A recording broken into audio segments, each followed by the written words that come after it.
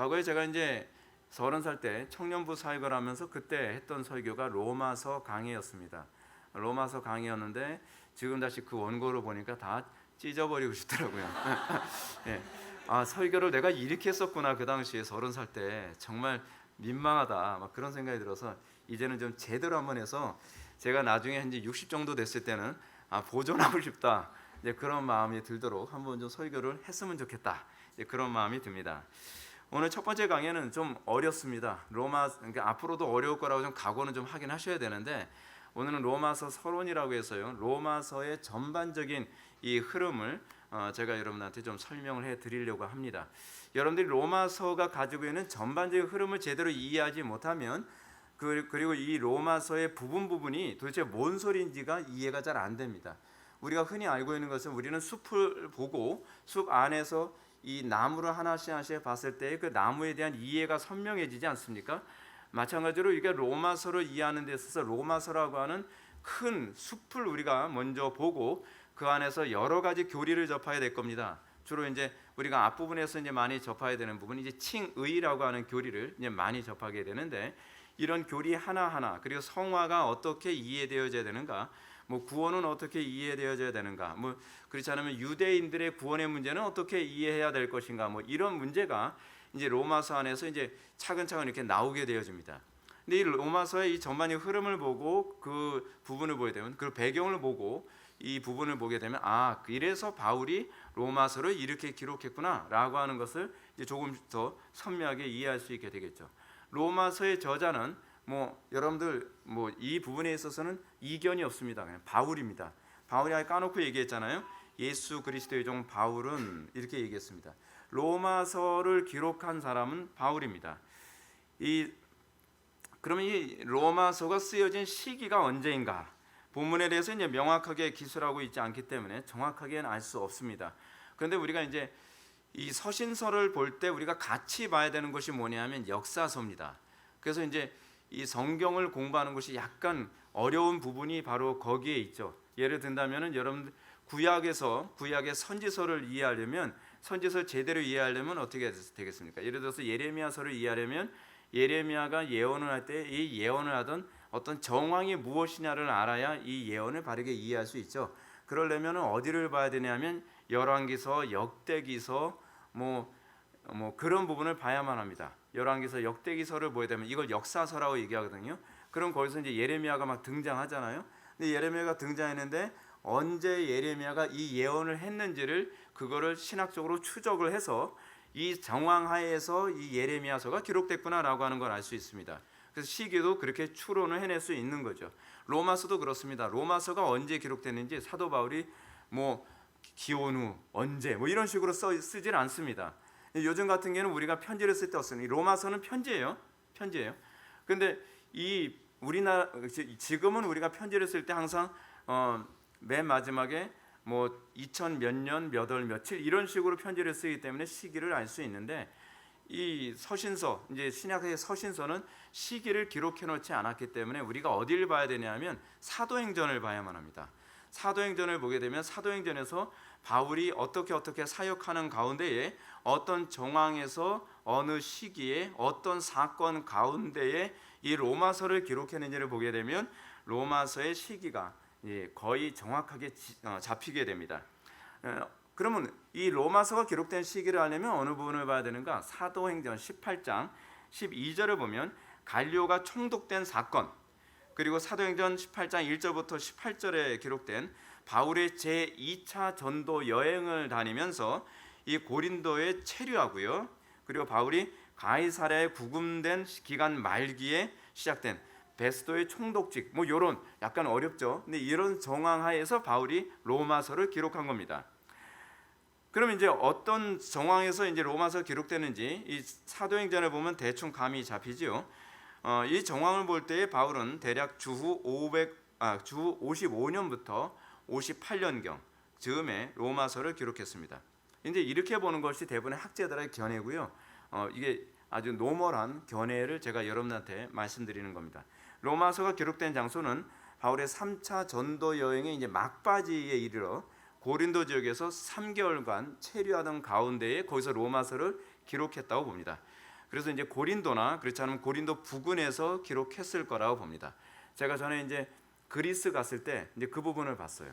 제가 거기 가가지고서 바울이 자기가 뭡니까 나시린으로서의 이제 이 고백을 끝내고 삭발하는 장소도 가서 여기서 이제 머리를 깎게 됐다 하면서 이제 그런 장면도 보고 그랬어요. 그래서 다른 선교사님하고 같이 다니면서 바울 머리카락 찾아보자 막 이제 그런 농담도 막 하고 그랬습니다. 하여간 대충 어느 지역인지를 제가 가봐서 이제 대충 감이 옵니다. 이는 이제 사도행전 20장 3절에서 바울이 그리스에 석 달 동안 머물러 있었고 편지를 로마에 전달한 사람은 갱그리아 교회의 여집사 이 베베를 추천한 점에서 이제 잘 드러나죠. 이제 사도행전 16장 1절에 나오는 얘기입니다. 로마서는 바울이 기록한 13개의 서신 가운데 가장 중요합니다. 저는 사실은 좀 갈등을 했었습니다. 로마서를 강의할 것인가, 그렇지 않은 출애굽기를 강의할 것인가. 근데 이제 출애굽기를 강의하고 싶은 마음이 사실 굉장히 많이 강했었습니다. 근데 제가 굳이 출애굽기를 좀 뒤로 미루고 로마서 강의를 선택했던 이유 중에 하나는 무엇이냐면 로마서가 신구약 성경 전체를 이해하는 중요한 교리적 체계를 준다는 거예요. 이제 여러분들 대부분 이제 교리 얘기가 되면 이제 본능적으로 알러지 반응 일으키는 사람이 있는데, 근데 바울은 실제로 로마서에서는 교리를 얘기하고 있습니다. 근데 교리를 왜 얘기했느냐? 그걸 여러분들 알게 되면 교리 알아야 되겠구나라고 하는 걸 오늘 뼈 아프게 느끼게 될 겁니다. 근데 제가 이제 사실은 출애굽기를 설교를 하고 싶었던 이유 중에 하나는 뭐냐면 일단은 창세기가 오늘 끝나거든요. 오늘 창세기가 끝나고 창세기 끝난 다음에 이제 출애굽기를 설교하게 되면 이 연계성이 있어서 굉장히 쉽고요. 그리고 이제 저희 누굽니까? 그 모세의 신학이라는 큰 관점 안에서 우리가 이제 출애굽기를 보게 되면 굉장히 명쾌합니다. 근데 이제 그럼에도 불구하고 왜 안 하느냐? 이제 여러분들 그렇게 생각하겠죠. 목사님 그러면 오후 예배 때 출애굽기 하시면 되잖아요. 제가 뼈가 빠질 것 같아서 제가 안 합니다. 하고 싶은 마음은 굴뚝 같은데 제가 하는 일이 너무 많아가지고 대충 하느니 안 하는 게 낫겠다라고 생각이 들어서 제가 출애굽기 손대는 건 조금 미루려고 합니다. 출애굽기를 본문만 봐서는 출애굽기가 안 보입니다. 그러니까 여러분들이 대부분 이제 목사님들이 설교할 때 그 본문만 열심히 연구하면 되나 보다라고 생각을 하는데 그렇지가 않습니다. 출애굽기를 설교하려면 모세오경 전체를 이해하고 있어야 되고요. 모세오경뿐만 아니라 구약성경 전체 흐름 안에서 이 출애굽기를 바라봤을 때 해석이 최대한 이 오류에 빠지지 않도록 할 수 있습니다. 그러다가 이제 출애굽기의 메시지가 사실은 여러분들 잘 보시게 되면 신약에서 자주 나옵니다. 대표적인 예를 들어서 여러분 고린도전서 10장 보게 되면 사도 바울이 출애굽기를 언급을 하죠. 너희가 그 물 가운데서 세례를 받고 그런 얘기가 나와요. 그러니까 출애굽기의 이런 이 메시지가 신약과 많은 관련을 맺고 있어서 신약에 관한 이해를 염두에 두고 출애굽기를 봐야 되는 굉장한 부담감이 있습니다.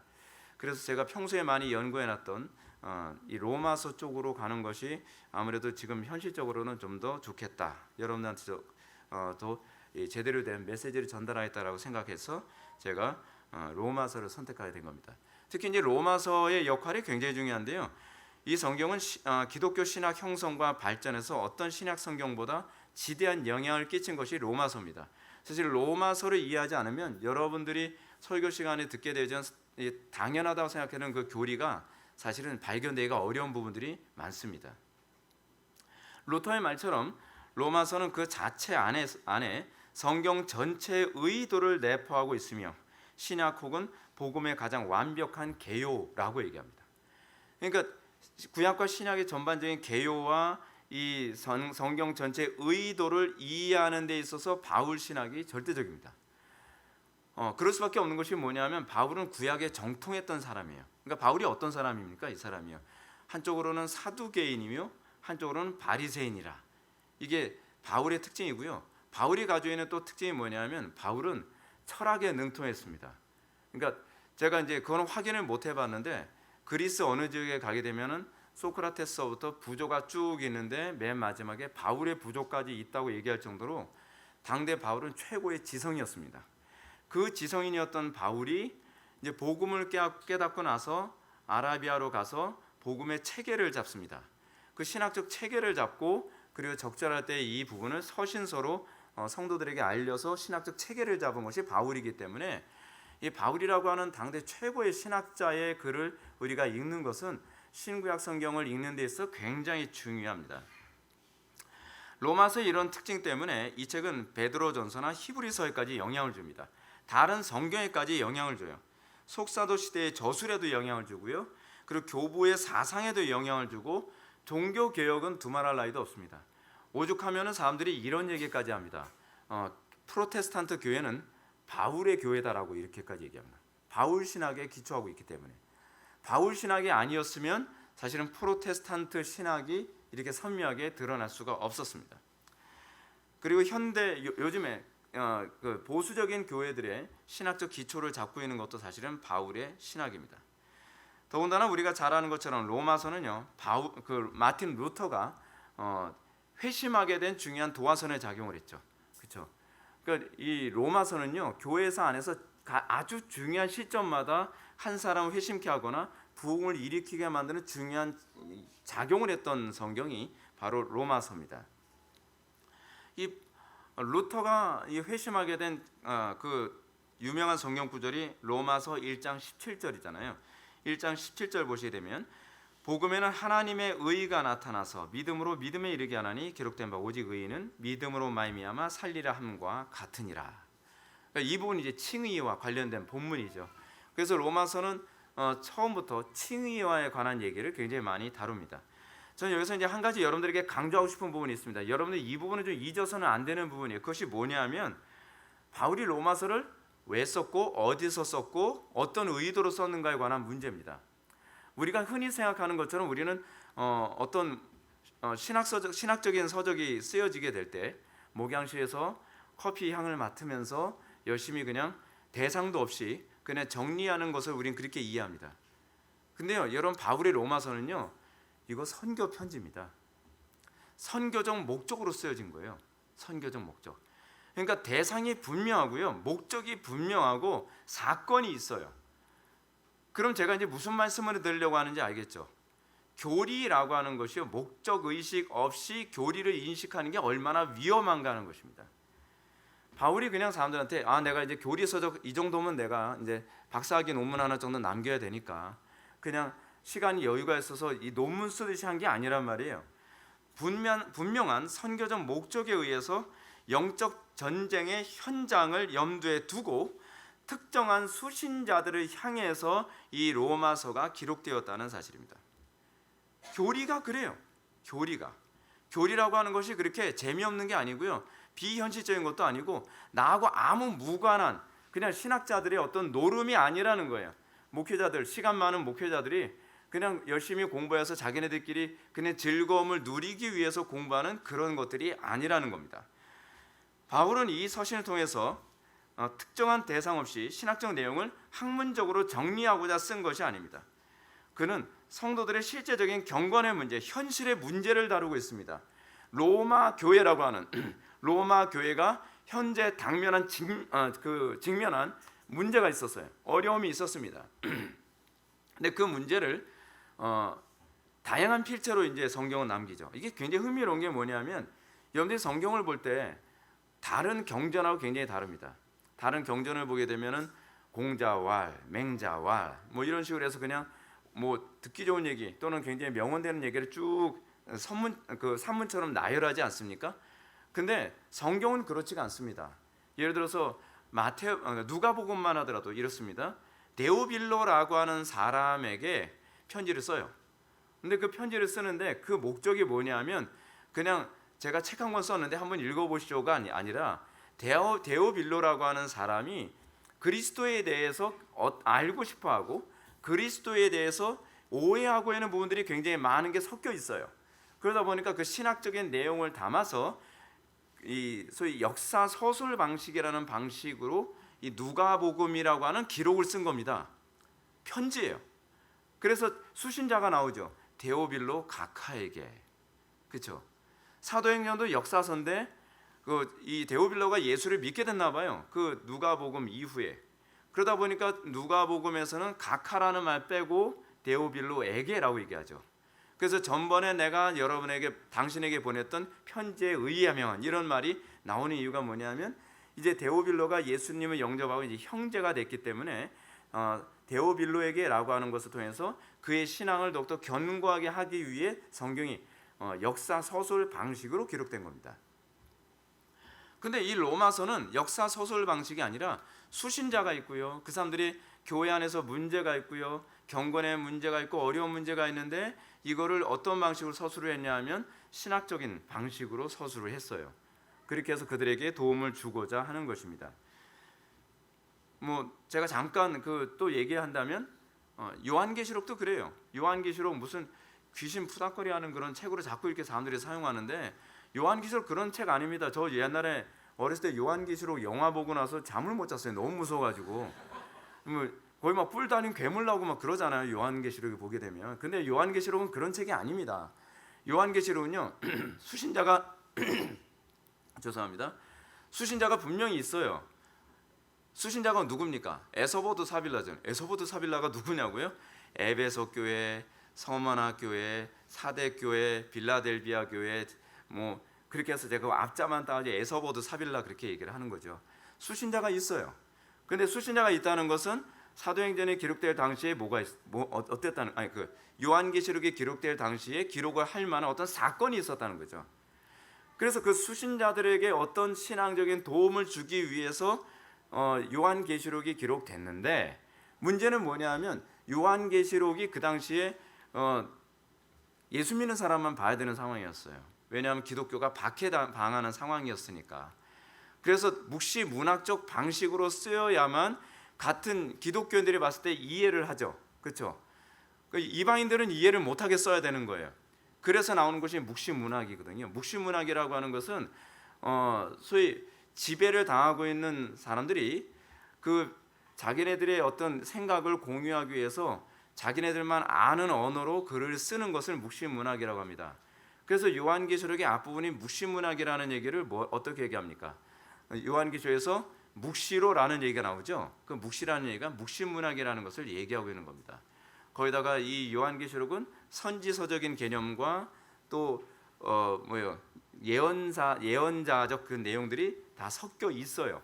그러니까 그 문학적인 관점을 이해하지 않고서 요한계시록을 이해하면 막 그 요한계시록은 마지막 때를 살아가는 우리들에게 준 것처럼 자꾸 착각을 하는 거죠. 그렇지 않습니다. 그 당시 그 요한 공동체를 향해서 이 요한계시록이 기록된 거예요. 그런 부분에 대해서 여러분들이 오해하지 않아야만 합니다. 로마서도 그렇죠. 로마서도 선교적 목적입니다. 신학 공부하라고 여러분들한테 로마서 강의하는 거 아닙니다. 선교적 목적이 있습니다. 그 당시에 교리적인 서신을 쓸 수밖에 없었던 상황이죠. 그것이 그 당시에 로마 교회의 특징입니다. 그래서 여러분 교리를 이해했을 때 교리는 삶과 절대로 괴리된 게 아닙니다. 교리는요 삶 때문에 기록된 겁니다. 그들이 직면한 문제들, 어떤 경건의 문제들, 신앙적인 문제들을 해결을 도와주기 위해서 이거를 체계화시킨 것이 바로 교리입니다. 그러니까 굉장히 현실적이에요. 교리라고 하는 것이요. 상당수 사람들은 교리가 삶과 아무 관계가 없는 것이라고 생각을 합니다. 교리는 배우지만 삶은 그 교리에 염두에 두지 않죠. 여러분들 교리 배울 때 그런 사람들 많지 않나요? 신학서적 읽을 때, 교리서적 읽을 때 자기 삶의 정황은 아무 관계없이 그냥 이런 얘기 하는구나. 삼위일체 교리가 이런 거구나. 근데 삼위일체 교리 배워도 삶에 아무런 변화가 없어요. 뭐 성화 교리 배워도 성화가 안 나타나요. 칭의 교리 배워도 뭐 칭의 교리가 가져다주는 유익도 전혀 없어요. 성도의 견인 교리 배워도 인내가 없어요. 그거는 교리를 잘못 배운 거죠. 그 교리는 우리의 삶을 위해서 그것을 체계화시켜 준 것입니다. 막 상당수 사람들이 그래서 어떠냐면 교리를 배우지만 이래요. 이게 어디 쓰는 물건인 거 이런 식인 거예요. 그 용도 자체를 몰라요. 그래서 교리적인 사람들은 어떤 사람이라고 생각합니까? 영적이지 않아. 그렇게 생각하는 경향이 굉장히 많이 있어요. 소위 맨날 은사 운동하는 사람들 있잖아요. 은사 운동하는 사람이 저처럼 맨날 교리 얘기하고 그러면은 저 사람 신령하지가 않아. 저 사람은 육의 사람이야. 뭐 그래요. 어떤 사람이 영의 사람이냐? 그냥 맨날 직통계시 받아가지고 성경과 아무 관계없이 내가 가라사대 하면서 내가복음 67권으로 자꾸 얘기하면 그 사람은 참 영적이야 라고 생각하는. 영적인 것이 아니라 그런 사람은요 그냥 이단이에요. 그걸 자꾸 이런 식으로 이해하면 곤란하죠. 근데 이런 선입견 때문에 우리가 이제 교리를 배우려고 하게 되면, 교리라는 얘기가 나오면 지식주의자라고 자꾸 생각하는 거예요. 지식주의자가 아니에요. 경건을 위해서 교리를 배우는 거예요. 그러나 이런 생각은요, 교리가 어떤 배경에 의해서 나온 건지 안다면 절대로 나올 수 없는 얘기입니다. 신학과 교리는요, 항상 어떤 때 나온 것이냐면 삶의 문제 때문에 나온 겁니다. 예를 들어서 한번 봅시다. 요즘에 뭐 신천지가 나왔다 그러면 신천지를 대처하기 위해서 어떻게 해요? 교리적 체계를 세우죠. 그렇죠? 하나님의 교회라고 하는 것이 그 신흥 이단이 또 나타나면 하나님의 교회에서 맨날 무슨 얘기예요? 어머니 교회 얘기하죠. 어머니 교회. 그럼 성도들이 어머나 자꾸 그러잖아요. 그럼 그 사람들이 어머니 교회가 없다는 것을 신학적으로 다시 체계를 세워줘야 돼요. 그리고 이 어머니 교회가 그 어머니 교회라고 하는 이런 신학적 체계를 받아들이게 되면, 그런 이단을 받아들이게 되면 어떤 문제가 발생하는지를 이거를 체계화 시켜줘야 돼서 이럴 때마다 교리가 하나씩 나오게 되는 겁니다. 초대교회 때서부터 교리가 나온 것들은요, 시간 많은 사람들이 그냥 머리 좋아서 만든 것이 아니라 교회 안에 어떤 문제가 생겼어요.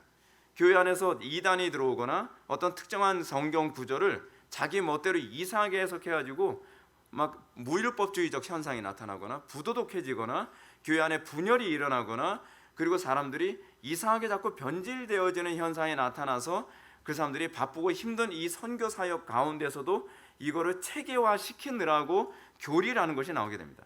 그러니까 그럼 왜 어렵게 자꾸 글을 쓰냐? 이유가 있죠. 단어 하나를 정확하게 해야만 다음 세대로 갈 때 이게 그 오염이 안 돼요. 왜곡이 안 된단 말이에요. 어설프게 글을 쓰게 되면 그 다음 세대들이 그 부분을 읽었을 때 이게 무슨 소리인지 오해를 해가지고 또 다른 오류가 나오기 시작을 하는 거예요. 자, 단편의 예를 한번 들어봅시다. 삼위일체라고 하는 교리가 있습니다. 삼위일체. 그러면 교리 싫어하는 사람들은 그 삼위일체라고 하는 성경 구절이 어디 있냐라고 해요. 성경 구절은 없는데 삼위일체는 성경적입니다. 예. 여러분들 이런 게 있잖아요. 이단이 얘기하는 말은 굉장히 성경에 나오는 얘기로 굉장히 많이 해요. 그래서 예를 들어서 신천지에서 뭐라 얘기합니까? 성경은 다 짝이 있다. 짝이 있다라고 하면서 꼭 나오는 것이 어디예요? 구약에서 뭐가 짝이 있고 뭐가 짝이 있고 그거 가지고 막 얘기를 하잖아요. 근데 그 본문에서 얘기하는 짝이 있다는 얘기가 뭐냐면 성경이 짝이 있다는 얘기가 아니라 그 본문이 얘기하는 것은 모든 동물들이 암수가 있다는 표현이에요. 그 본문을 희한하게, 그러니까 성경 가지고 얘기하는데 비성경적이죠. 그걸 우리는 비성경적이라고 얘기합니다. 성경 아무리 얘기해도 비성경적이에요. 근데 삼위일체 교리는 성경이 없는데 성경적이에요. 그게 왜 그러냐면 성경 곳곳에 거룩하신 성삼위 하나님에 대한 인식이 있는데 이 부분을 이게 자꾸 왜곡이 되니까 터툴리안이라고 하는 교부가 삼위일체라는 표현을 사용해서 왜곡 없이 다음 세대에게 전달해 줘야 되겠다라고 해서 용어를 만든 거예요. 용어를 만들었다고 해서 비성경적인 것이 아니라 용어를 만든 것이 성경적이기 위해서 만든 거예요. 성도들이 성경적으로 예수 믿게 하기 위해서요. 그러다 보니까 이 삼위일체 교리와 관련해서 계속적으로 이 논쟁이 굉장히 많이 있었는데, 그래서 아타나시우스라고 하는 사람이 아리우스하고 논쟁했던 것이 이 삼위일체 논쟁 때문에 나타났던 거잖아요. 근데 이 아타나시우스 장로가 이런 얘기합니다. 왜 내가 삼위일체 교리 때문에 6번이나 추방당하고 막 진짜 인생을 힘들게 살았느냐? 그 이유는 뭐냐면 이 교리가 단순히 지적으로 옳기 때문이 아니라, 잘 들으십시오, 이 교리가 나의 구원과 직결되기 때문에, 실제적이기 때문에 그런 거예요. 교리는 실제적인 겁니다.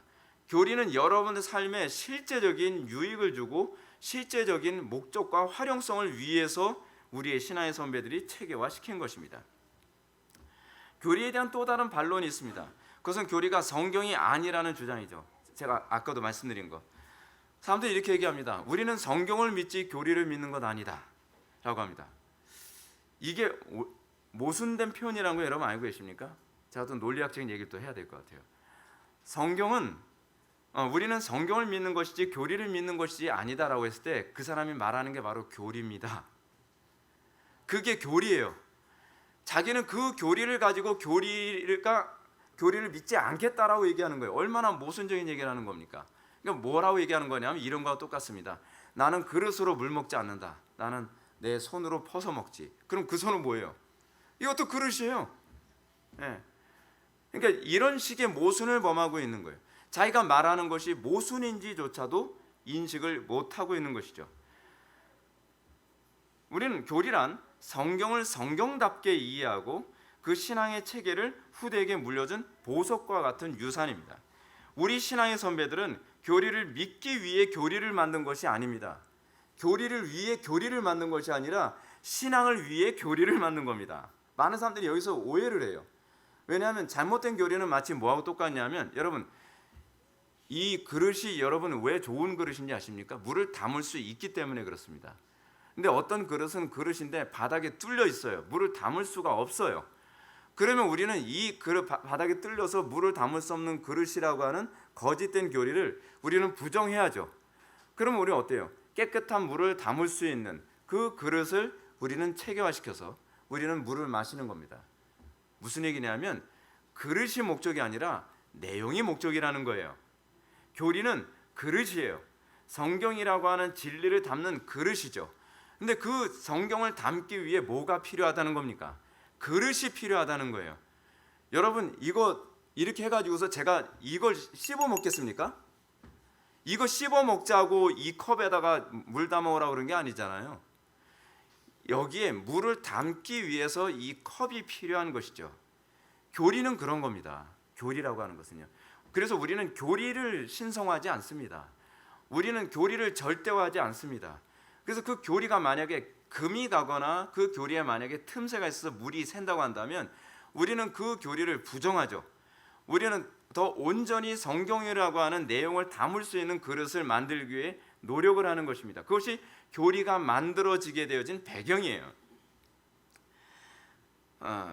그래서 우리를 교리주의자라고 얘기하는 건 대단한 오해고, 교리가 가지고 있는 의미가 뭔지를 몰라서 하는 얘기입니다. 특히 이 교리라고 하는 체계가 없으면 교리라는 체계로 교회로 공격해오는 이단을 방어할 방법이 없습니다. 이단이 공격하는 것은요, 거짓된 교리로 우리를 공격해오거든요. 근데 거짓된 교리로 공격을 해왔을 때 모든 성도들이 하나의 일체된 방식으로 거짓된 교리를 이기려면 우리도 우리가 가지고 있는 바른 교리라고 하는 그 체계가 있어야 되겠죠. 그래서 우리의 신앙의 선배들이 거짓된 교리와 싸워서 이길 수 있도록 하기 위해서 바른 신앙의 체계라고 하는 교리를 만들어낸 것입니다. 자, 다 영적 전쟁과 관련을 맺고 있고요. 신앙의 어떤 유익을 위하는 것입니다. 이런 차원에서 우리가 오늘날 교리를 무시하는 사람들뿐만 아니라 교리를 단순히 지적 호기심을 채우기 위한 놀이처럼 여기는 사람들에 대해서도 좀 생각을 해봐야 될 필요성이 있습니다. 상당수의 사람들이 그런 사람들이 굉장히 많습니다. 제가 아까 여러분한테 이런 말씀드렸습니다. 이 컵의 목적은 물을 담기 위한 것이죠. 그렇죠? 근데 물에는 관심이 없어요. 컵에만 관심이 있어요. 그런 사람들의 특징이 뭔지 아십니까? 사람들이 드라이해요. 그렇죠? 교리는 굉장히 많이 알고 있고 교리는 얘기하는데 계속 목말라 있어요. 왜 목말라 있죠? 궁극적으로 이 교리라는 체계 안에 담는 것, 그것은 제가 성경이라고 얘기하는데 그 성경의 핵심이 무엇입니까? 사랑이거든요. 하나님 사랑, 이웃 사랑. 궁극적으로 교리를 목표로 하는 것은 우리를 사랑하는 사람으로 만드는 데 있습니다. 우리로 하여금 성령으로 충만한 사람으로 살게 만드는 데 목적이 있습니다. 근데 소위 그릇 숭배자가 돼버리고 마는 거예요. 교리를 맨날 박터지게 공부를 하는데 사랑을 실천을 안 해요. 교리를 열심히 공부하는데 문제는 뭐냐면 그 교리를 통해서 성경이라고 하는 생명을 내 영혼에 부어 넣는 데에 사용을 하지 않아요. 자, 그러니까 이런 소리가 나온 거죠. 이걸 뭐에 쓰는 물건인 거?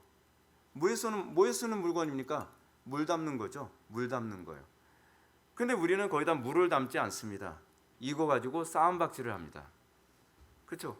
교리 가지고 싸움박질해요. 여러분, 이거 가지고 싸움박질하면 큰일 납니다. 이거 피 흘러요, 여러분.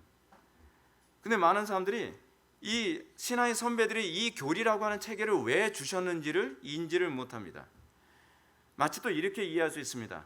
명검은 받았지만 전쟁터에 나가서는 그 명검을 사용하지 않는 사람들과 동일합니다. 교리는 열심히 배우는데 이웃을 사랑하고 하나님을 섬기기 위해서 그 교리를 사용하지 않습니다. 그 교리 가지고 형제를 해치는 데 사용을 합니다. 그 교리를 가지고 내가 얼마나 그 잘난 사람인가를 이걸 보여주기 위해서 그럽니다. 마치 자기 집에다가 명검을 딱 전시해 놓고 나서 어떻게 합니까? 나 이런 사람이야. 이 명검이 얼마짜리인지 알아? 이거 시가로 수십억짜리야. 이 얘기를 해요. 근데 정작 전쟁이 일어났을 때 그 칼을 빼들지 않습니다. 왜냐하면 그거는 관상용이니까. 우리에게 있어서 교리가 관상용이 되면 곤란합니다.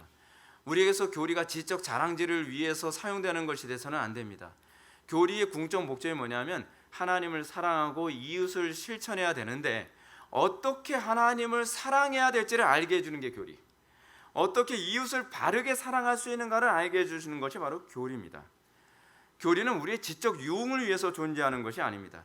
자기를 과시하기 위해서 존재하는 것도 아닙니다. 교리는 지금도 우리의 삶 전체에서 눈에는 보이지 않지만 여전히 치열하게 진행되고 있는 영적 전쟁을 수행하기 위해서 주어진 것이고, 하나님을 바르게 사랑해야 되는데 하나님을 바르게 사랑하지 못하는 사람들로 하여금 하나님을 바르게 사랑하도록 하기 위해서 교리가 필요한 것이고, 이웃을 사랑해야 되는데 이웃을 잘못 사랑하는 사람들이 많잖아요. 예를 든다면 이런 거 아닙니까? 이웃 사랑해야 된다고 얘기했잖아요 하면서 어떻게 해요? 괜히 2단까지 다 사랑해야 된다고 얘기를 하는 거예요.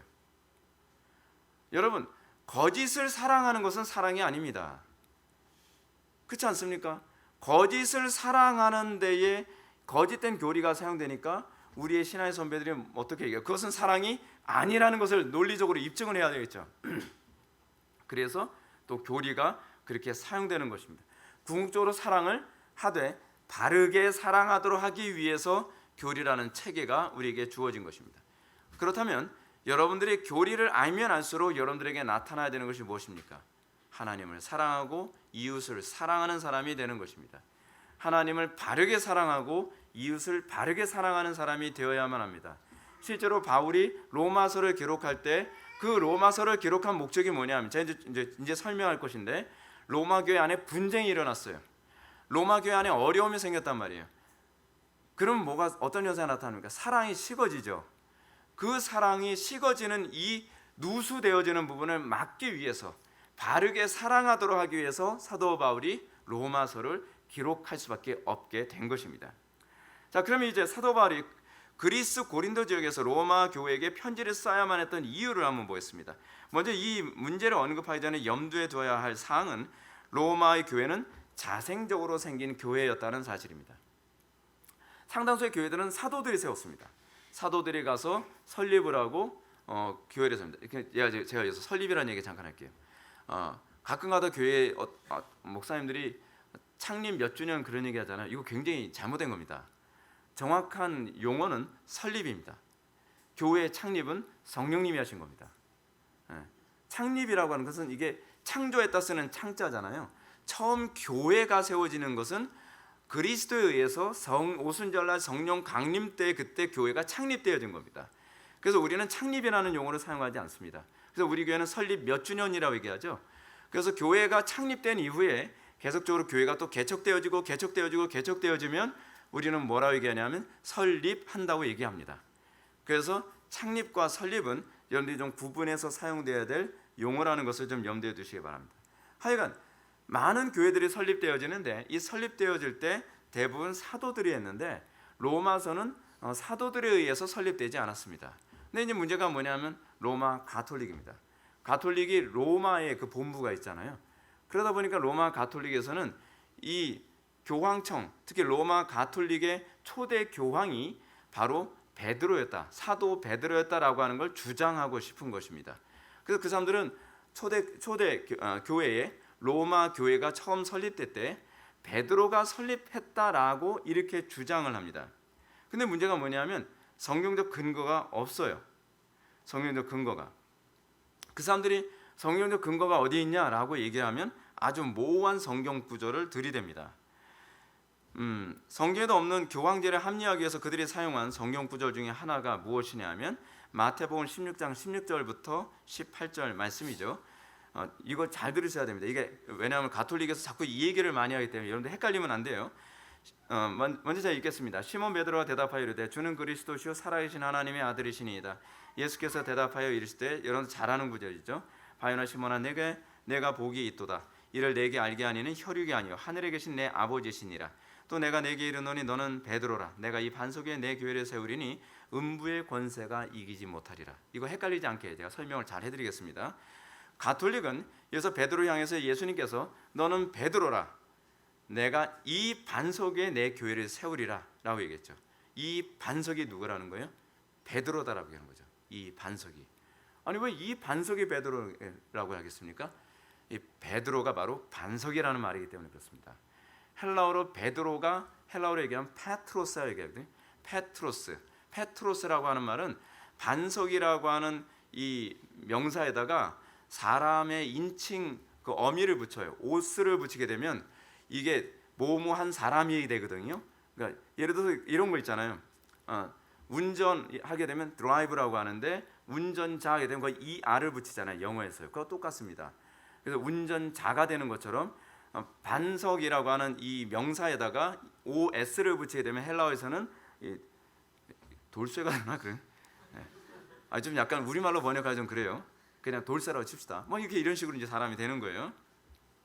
하여간 예수님께서 베드로가 너는 견고한 반석과 같은 신앙을 갖기 바란다라고 해서 그의 별명을 이건 닉네임이잖아요. 예수님께서 지어주신 닉네임. 원래 베드로의 원래 이름이 무엇입니까? 시몬이죠. 시몬에게 별명을 반석이라고 페트로스라고 붙여주신 것입니다. 근데 이 구절만 보면 가톨릭의 말이 옳은 것 같아요. 항상 우리가 어려운 게 뭐냐면 성경 한 구절만 보면 항상 우리가 속기 쉽다는 겁니다. 그래서 항상 성경을 볼 때는 앞뒤 전반적인 문맥에서 본문을 봐야 되는 거거든요. 근데 이 문장이 어떻게 나오냐면 예수님께서 베드로에게 던진 질문과 대답이라는 문맥에서 이 본문을 보면 완전히 딴 얘기라고 있는 거예요. 본문을 다시 한번 살펴보면 이렇습니다. 먼저 예수님은 베드로에게 뭐라고 질문했어요? 너는 나를 누구라 하느냐? 그거죠. 그러니까 딴 사람들이 뭐 예수님이 뭐 요한이라고도 하고요, 뭐 엘리야라고도 합니다라고 하는데 그러면 너는 나를 누구라고 다른 사람들에게 얘기하느냐라고 예수님께서 물으시는 거죠. 그러니까 베드로가 이렇게 얘기합니다. 저는 다른 사람들 만나면 이렇게 얘기합니다. 주는 그리스도시요. 예수님은 그리스도시요. 원래 사실은 이 헬라어로 주가 아닙니다. 수라고 해서 헬라어로 영어로 얘기하면 유예요. 당신은 그리스도시요 살아계신 하나님의 아들이십니다라고선 그렇게 고백하고 다닙니다. 라고 이렇게 얘기를 하는 거죠. 근데 이렇게 얘기하니까 예수님께서 칭찬을 하신 거죠. 이 고백을 한 주체가 베드로 자신이 아니라 예수님께서 뭐라고 말씀하세요? 너 잘했다. 너 고백 잘했다. 근데 이 고백을 한 주체는 잘 기억해야 돼. 네가 아니야 라고 해요. 뭐라고 얘기합니까? 하늘에 계신 내 아버지시니라. 하나님께서 너로 하여금 그렇게 고백하게 한 거야. 정신 차리고 잘 기억해야 돼. 그거야 라고 예수님께서 말씀하신 거죠. 왜 예수님께서 이런 말씀을 하셨냐면 후대에 틀림없이 베드로를 신격화할 수 있는 그런 일이 벌어질 거라는 것을 예수님은 아시고 이 부분을 미연에 방지하기 위해 베드로를 신격화하거나 너무 위대하게 보지 않도록 하기 위해서 이렇게 말씀하신 것입니다. 그래서 베드로에게 너를 알게 하니는 혈육, 네 자신이죠. 너의 이성이나 너의 경험이 아니라, 그렇죠? 그게 혈육이에요. 거기서 얘기하는 혈육. 네가 이것을 알게 한 건 너의 이성적 합리성이나 너의 경험이 아니라 하늘에 계신 아버지의 조명하심을 통해서 알게 된 것이다. 착각하지 말아라 라고 말씀하신 것이죠. 그러면서 예수님께서 하신 말씀이 너는 베드로라. 이 반석 위에 내 교회를 세우리라 라고 말씀하신 겁니다. 이 구절도 원문의 근거에서 우리가 보게 되면 아주 굉장히 더 선명하게 보여집니다. 너는 베드로라 하는 이 말씀은요.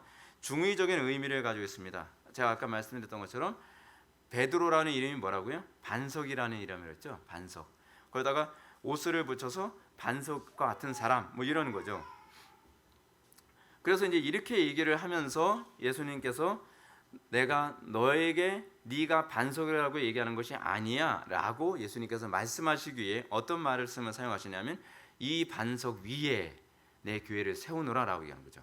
근데 이 반석 했을 때 제가 이제 헬라어의 문법을 잠깐만 얘기할게요. 어렵지 않습니다. 제가 어려웠으면 저도 몰랐어요. 제가 알면 여러분들이 다 아는 거예요. 그 헬라어에는요 남성 명사와 여성 명사가 있습니다. 독일어에도 남성 명사와 여성 명사가 있죠. 그래서 성수격이라고 합니다. 우리는 성이 없어요. 이거 성을 영어로 문법적 영어로 말하면 젠더라고 얘기합니다. 그래서 이거 그래마틱 젠더라고 얘기해요. 문법적 성이라는 거죠. 그래서 각 단어 명사마다 성을 붙입니다. 예를 들어서 고양이 하게 되면 독일어에서는 뭐냐면 고양이가 여성형 정관사를 붙여서 이제 부정관사를 얘기하면 아이네 카제 뭐 그런 식으로 얘기를 합니다. 근데 이게 헬라어도 그래요. 헬라어도요 여성 명사와 남성 명사가 있어요. 그 여성 명사와 남성 명사를 알게 할 때 남성 명사는 뒤에다가 뭘 붙이냐면 오스를 붙입니다. 그 남자라는 얘기예요. 그래서 여러분들 영화에서 보게 되면 뭐 글래디에이터 같은 그런 영화 보잖아요. 그런 영화 보게 되면은 이 남자 이름은 다 오스로 끝납니다. 예. 근데 우리는 그 미국식 발음은 우스로 끝나요. 그래서 막시, 무스 그럼 남자라는 거예요. 근데 프로실 라 하게 되면 라로 끝나면 뭐예요? 여자예요. 그게 이제 아가 붙으면 무조건 여자입니다. 그래서 여자 이름은 무조건 아를 붙여요. 그래서 이 반석 위에라고 했을 때 이 반석이 여성 명사예요. 페트라로 끝나요. 페트라로 끝난다고 했을 때 이 반석은 그럼 뭐예요? 베드로가 아니라는 얘기예요. 만약에 베드로라고 한다면 남성 명사를 붙였어야 돼요. 이 페트로스 위에 이 페트로스 위에 뭐 교회를 세우겠다라고 이렇게 얘기를 해야 되는 거죠. 그럼 이 페트라 이 반석이 무엇을 얘기하는 것이냐? 베드로가 했던 고백이라는 거예요. 그게 바로 반석이라는 겁니다. 이 반석 위에 내가 교회를 세우겠다. 그러면 베드로가 했던 고백이 뭐예요? 주는 그리스도시요 당신은 그리스도시요 살아계신 하나님의 아들이시니이다 라는 이 신앙 고백이 바로 페트라 반석이라는 거예요. 그래서 의도적으로 예수님께서 이 여성 명사 남성 명사를 구분해서 사용해서 베드로가 아니라 이 신앙 고백이 바로 반석이다라고 하는 것을 알게 하신 것입니다. 근데 이 반석이요, 이 반석을 굳이 사람으로 말한다면 구약과 신약에서는 여러분 반석은 항상 누구를 지칭하는 단어인지 아십니까? 예수님이죠. 예수님이에요. 바울이 이렇게 얘기합니다. 고린도전서 10장 4절에서도 이렇게 언급합니다.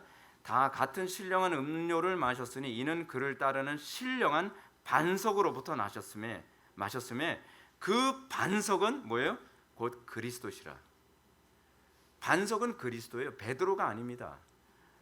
근데 로마 가톨릭에서는 베드로가 초대 교황이 돼야 되다 보니까 이 성경 구절을 왜곡시켜요. 그래서 여러분 교리가 필요한 거예요. 교리를 모르면 속잖아요. 이 본문이 그 얘기를 하는 게 아니에요. 교리가 뭐예요? 결국 교리에서 반석은 그리스도라는 것이 교리죠. 그죠? 자, 만약 이런 주장이 바울의 주장이지 마태 주장이 아니다라고 뭐 이런 식으로, 왜냐하면 마태복음에 기록된 말씀과 제가 여러분한테 말씀드린 거잖아요. 그럼 마태도 뭐라고 얘기하나 한번 볼까요? 마태복음 7장 24절에 보면 예수님이 누구든지 나의 이 말을 듣고 행하는 자는 그 집을 반석 위에 지은 지혜로운 사람 같으리니 라고 얘기합니다. 예수님께서도 당신 자신을 반석이라고 지칭하셨죠. 그러니까 이 반석이라고 하는 것은 결코 베드로가 될 수도 없습니다. 베드로가 돼서도 안 됩니다. 베드로를 반석으로 지칭하게 되면 그건 이단이 돼버리는 거예요. 그러니까 로마 가톨릭에서는 문제가 뭐냐면 교황 위에 교회를 세웠다라는 그런 이단적 교리적 체계를 밑바탕에 깔고 나니까 어떤 문제가 생기냐면 교회에 등록하면 무조건 구원받았다로 가는 거예요. 그리고 교황은 뭐라요? 난 무오하다, 난 오류가 없다라는 그런 말을 사용하고, 그리고 교황이 예수님의 이름까지 갖죠. 신적 대리인이라고 하는, 하나님의 대리인이라고 하는 공식 호칭까지 갖는 이유가 뭐냐면 이 용어 하나에 대한 곡해가 결국 거기까지 가게 되는 것입니다. 가톨릭에서 베드로를 초대 교황으로 주장하는 또 다른 증거가 이제 그들이 주장하는 성경의 증거 구절이 뭐냐면 사도행전 12장 1절입니다. 사도행전 12장 1절 보면 베드로가 그들에게 손짓하여 조용히 하고 주께서 자기를 이끌어 옥에서 나오게 하던 일을 말하고 또 야고보와 요한 형제들에게 이 말을 전하라고 떠나 다른 곳으로 가니라. 다른 곳으로 갔대요. 근데 어디로 갔는지 안 나오잖아요. 근데 어디로 갔다 얘기하냐면 이 가톨릭에서는 가봐, 다른 데로 갔다 그러잖아. 로마로 갔다는 얘기야 라고 얘기를 하는 거예요.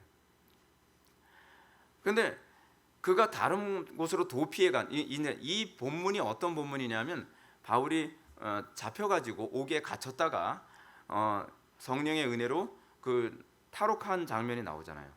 탈옥해서 나오고 난 다음에 바울이 아니라 베드로죠. 베드로가 다른 곳으로 갔다고 하는 이 구절을 가지고 그때 로마로 간 것이다라고 이렇게 얘기합니다. 그 사람들이 이렇게 얘기하는 근거는 또 어디에 있냐면 역사가 유세비우스의 기록과 클레멘트의 설교의 근거에서 이걸 주장하는 거예요. 근데 이게 성경으로 충분히 반박이 돼요. 왜냐하면 사도행전 15장에 베드로가 다시 나타나요.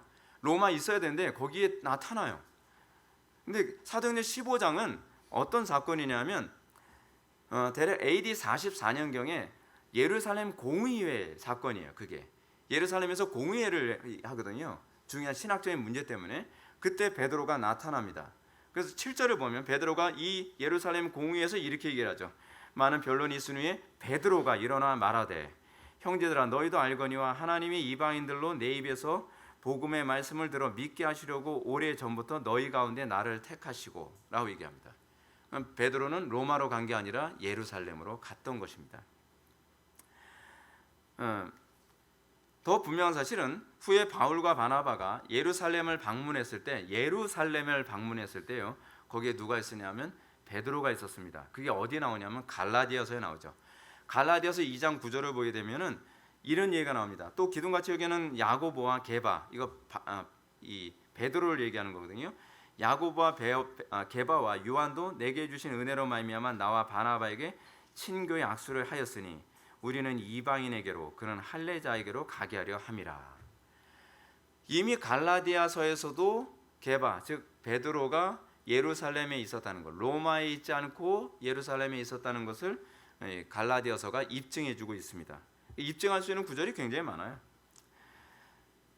그래서 이제 베드로가 로마에 있었다는 구절은요, 성경적 근거나 역사적 근거가 찾아볼 수가 없습니다. 근데 로마 가톨릭은 여기에 근거를 두고 베드로가 초대 교황이라고 얘기하고 지금 현재 교황은 그 베드로의 계보를 잇고 있기 때문에 뭘 얘기하냐면 교황은 자기만이 유일하게 사도성을 가지고 있다라고 얘기해요. 사도성을 가지고 있다는 이 주장은 결국 무엇과 관련된 주장이냐면 성경과 동일한 권위를 내가 가지고 있다라는 얘기예요. 왜냐하면 성경을 기록한 사도들이 성경을 기록했잖아요. 그렇기 때문에 성경을 기록할 정도의 권위를 가지고 있다 이거죠. 그래서 로마 가톨릭이 굉장히 심각한 문제가 뭐냐면 교황이 한 말과 성경은 거의 동급으로 취급을 해요.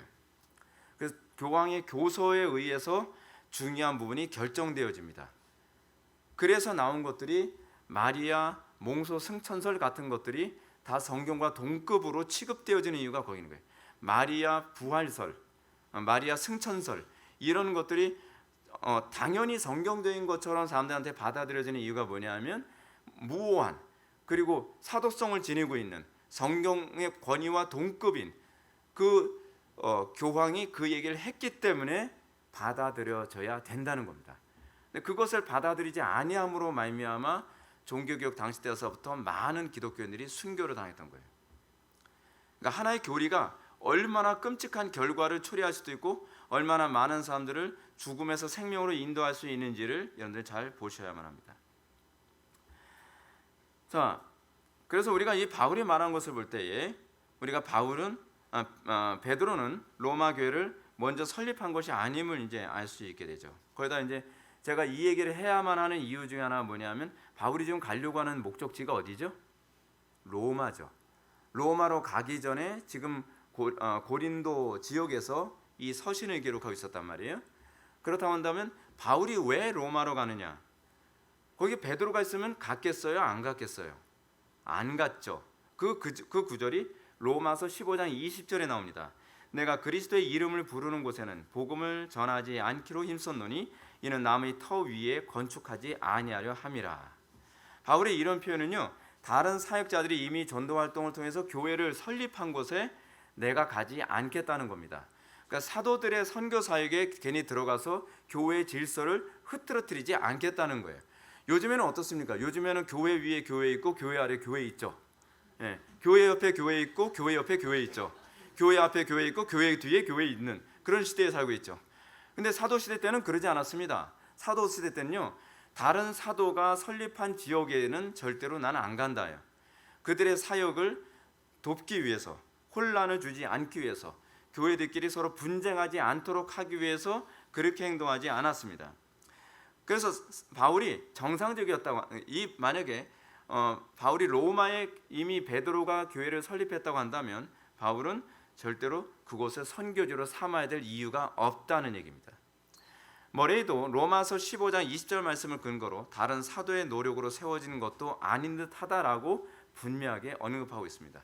그러니까 로마 가톨릭에서 교회의 기초로서 베드로를 얘기하는 것은 굉장히 잘못됐다라고 하는 것을 이해해야만 합니다. 그렇다면 로마 교회는 어떻게 처음 세워졌을까요? 가장 일반적인 견해는 예루살렘에 머물고 있었던 건전한 경건한 로마 출신의 유대인들이 있었습니다. 근데 그 사람들이 오순절날 성령 강림 때 엄청난 성령의 역사를 목도하게 된 거예요. 그러는 가운데서 베드로가 설교를 하는데 그 설교를 들었던, 여러분 그 사도행전에 나오잖아요. 다른 많은 이방인들, 그리고 예루살렘 로마에서 온 나그네들, 그 표현 나오죠.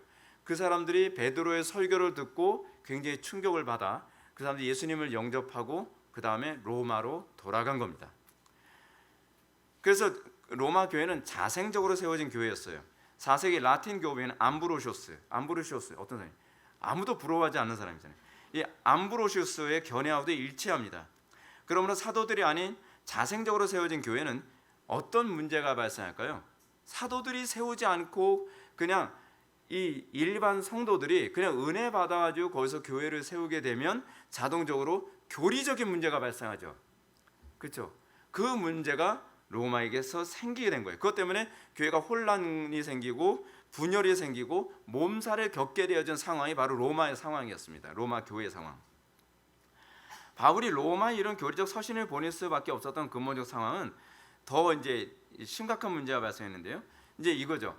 기독교로 개종한 유대인들이 로마에 딱 갔어요. 가는데 이 사람들이 어디로 갔을까요? 곧바로 개척했을까요? 그렇지 않습니다. 회당으로 갑니다.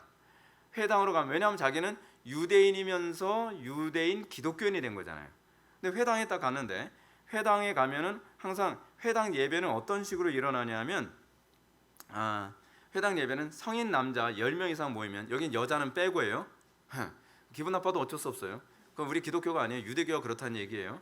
유대교에서는 성인 남자 10명이 모이면 뭐가 가능하냐면 회당 예배가 가능해요. 여자들이 100명 있어도 소용이 없어요. 남자가 9명 있으면 안 돼요.